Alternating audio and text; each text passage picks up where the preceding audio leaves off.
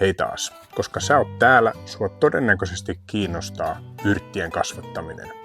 Yrtit on tavattoman monikäyttöisiä ruoanlaitossa, mutta varsinkin näin kesäaikaan niiden ostaminen uudestaan ja uudestaan kaupasta on vähän tympeää, kun niitä kuitenkin tarvitaan vain muutama lehti tai varsi. No, yrttejä on tietenkin lukuisia. On basilikaa, rosmariinia, oreganoa, timjamia ynnä muita. Ja jokaisesta löytyy vielä erikseen erilaisia makuvariantteja. Sitten esimerkiksi basilikan kohdalla on semmoinen, että sitä tarvitaan kerralla tosi paljon, jos aikoo tehdä vaikka pestoa. Eri yrtit tarvitsee myös erilaiset kasvuolosuhteet. Äkkiä onkin tilanne, että näitä yrttejä varten tarvitaankin aika iso maatilkku ja mielellään vielä läheltä keittiöitä, missä näitä yrttejä nimenomaan tarvitaan. Terassin tai ulko-oven kulmalla ei välttämättä ole riittävästi tilaa ison ryytimaan perustamiseksi, joten miten tämän yhtälön nyt sitten saisi toimimaan? No, vastaus on tietysti yrttispiraali. Yrttispiraalilla on useita vahvuuksia. Se käyttää tilan tehokkaasti hyväksi hyödyntämällä korkeussuuntaa ja näin jopa muutaman metrin mittainen yrttipenkki saadaan kiertymään pienelle alalle.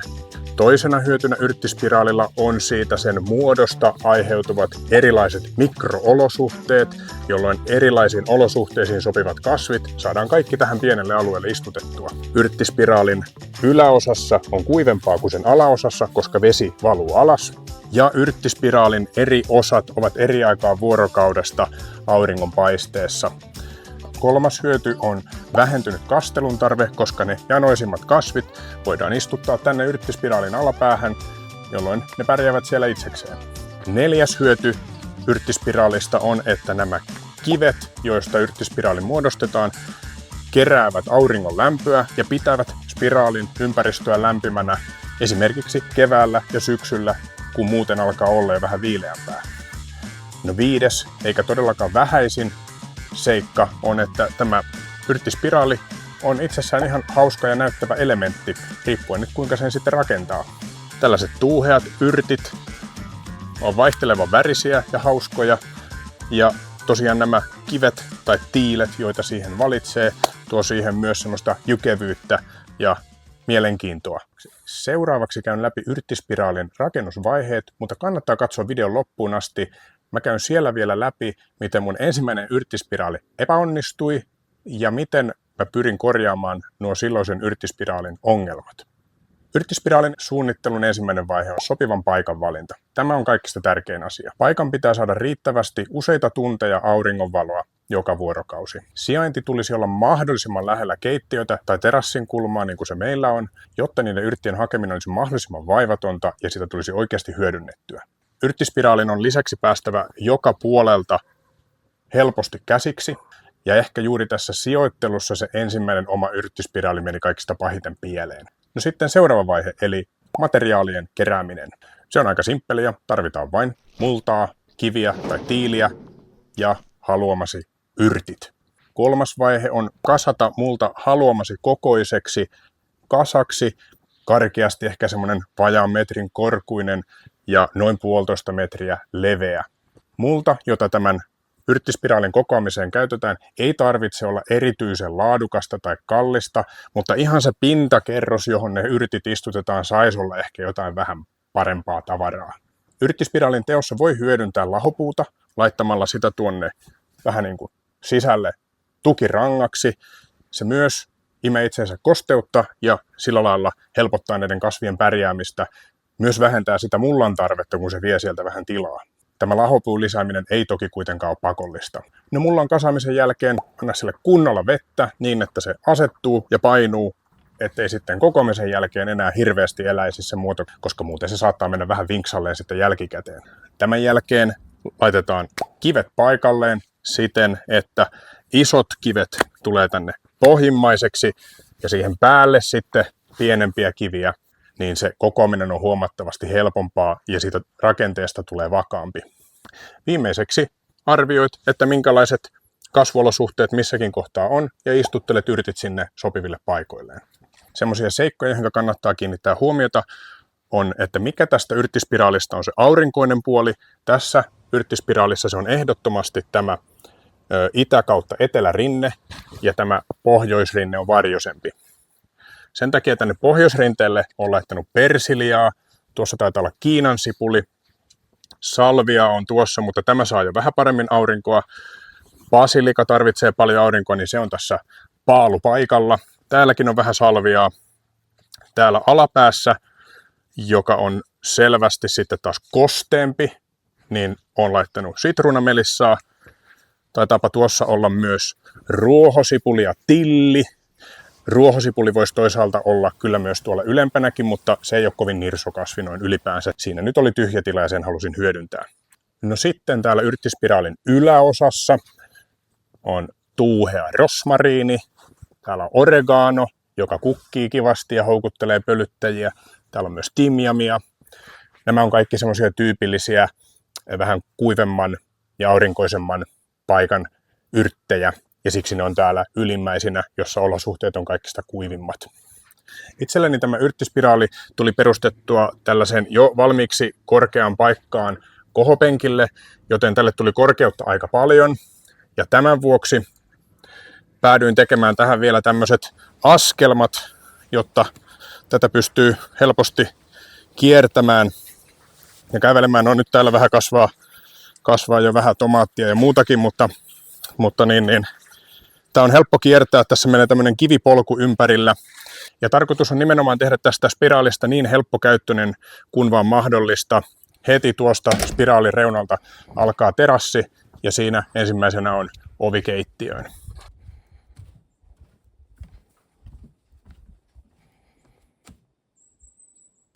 Näköjään tuossa on joku aikaisempi peruna. Tässä oli joskus muutama peruna kasvamassa, mutta siitä on jo 2-3 vuotta. Tämä aina vaan näitä jostain täältä puskee. Se on aika sinnikäs kasvi. Tähän yrttispiraalin muotoilu ja koristeluun pystyy käyttämään justiinsa niin paljon vaivaa ja aikaa kuin haluaa. Voi tehdä tiilistä semmoisen hyvin pelkistetyn version tai sitten hankkia tällaisia erilaisia eri muotoisia luonnonkiviä ja niistä muodostella tämmöisen mielenkiintoisen veistoksen. Sen lisäksi mikään ei siis estä käyttämästä tätä samaa ideaa siihen, että istuttelee tänne sitten vaikka koristekasveja tai jotain muita vihanneksia, vaikka mansikoita, sipuleita tai jotain muuta, mikä tänne sopivasti mahtuu. Pelkkä mielikuvitus on siinä rajana. Ja näitä voi toki vielä kaiken lisäksi yhdistellä. Mullakin täällä kasvaa joitakin sipuleita seassa. Ja näitä perunoita. Perunat ei oikeasti yrttispiraaliin kuulu, mutta ne nyt on tänne hassusti jäänyt vaan kasvamaan. Mun aikaisempi yrttispiraali oli siis tässä kulmassa. On varmaan aika ilmeistä, minkä takia se ei tässä toiminut. Tämä kohta ei saa valoa juuri lainkaan. Se on nyt tietysti ensinnäkin tämän omenapuun varjostama, mutta mulla on tuossa myös villivadelma, pensas, joka kasvoikin aika suureksi. Ja koko tämä kulma on aivan varjonen. Ja täällä ei kyllä oikeastaan yksikään yrtti ruohosipulia lukuun ottamatta selvinnyt. Sen lisäksi, vaikka tässä ei ole tuohon nykyisen yrttispiraalin paikalle matkaa kuin muutama metri, niin se oli kuitenkin jo ratkaiseva määrä siihen, että tuolta keittiöstä ei tullut lähdettyä hakemaan näitä yrttejä, koska tässä piti laittaa jo kengät jalkaan ja tulla tänne kesäiseen sateeseen mahdollisesti versus sitten tuo, joka nyt on tuossa terassin kulmalla ja on tosi kätevästi saatavilla. Niin näinkin pienellä, sanotaanko nyt sitten 6-7 metrin erolla sijainnissa, oli aivan käänteen tekevä vaikutus siihen, että kuinka paljon me tuota yrttispiraalia hyödynnetään ja kuinka ne yrtit siinä pärjäävät. Se ei lopulta ollut millään lailla vaikea rasti purkaa sitä tuosta, ottaa ne kivet siitä talteen ja samoin se multa ja sisällä olevat lahopuupalaset ja käyttää kaikki hyväksi sitten tuossa uudessa vähän viisaampana siitä, että mikä tässä oli toiminut ja mikä ei. Sanoisin, että tuosta uudesta yrttispiraalista tuli huomattavasti parempi kuin tästä ensimmäisestä. Sellaisena pienenä, hauskana, mutta ei merkityksettömänä lisäbonuksena. Monet näistä yrteistä luonnollisestikin on hyvin semmoisia aromaattisia, vahvan tuoksuisia ja esimerkiksi sitruunamelissa tiedetään olevan hyvä hyttysten karkotukseen. Monet muutkin yrtit hämäävät lähialueella olevia tuholaisia ja näin saattavat tuoda hyvinvointia puutarhaan ihan olemassaolollaan. Se on ehkä vielä sanottava, että osa näistä yrteistä tietenkin Suomen oloissa talvella kuolee. Basilika ei selviä talvesta ja täällä meidän nelosvyöhykkeellä myöskään rosmariini ei selviä. Mutta kiinansipuli, persilja, salvia, ruohosipuli, sitruunamelissa, ne on ainakin mulla selvinnyt jo useasta talvesta ongelmitta. Toisaalta kevätaikaan on tosi hauskakin käydä ostamassa sitten uudet yrtit tai kasvattaa ne itse siemenestä ja tökätä ne sitten tänne säiden salliessa yrttispiraaliin kasvamaan. Hyvinkin voi tehdä niin, että kun ostaa sitten kaupasta ruoanlaittoa varten niitä yrttejä semmoisissa pienissä ruukuissa muovipakkauksissa, niin käyttää siitä sen, mitä käyttää ja laittaa lopun tänne kasvamaan kesän mittaan. Ne viihtyy tässä kyllä kohtalaisen hyvin pienellä kastelulla alkuun.